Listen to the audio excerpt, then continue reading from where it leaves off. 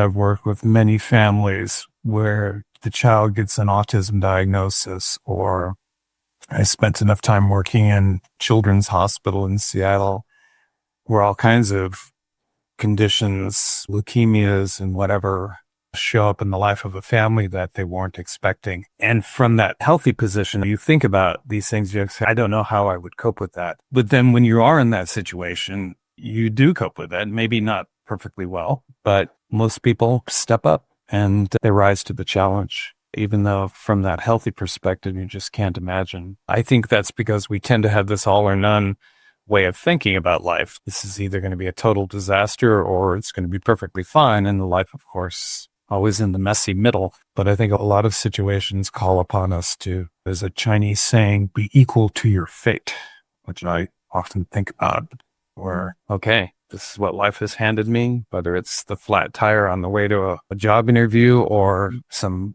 truly life-changing experience.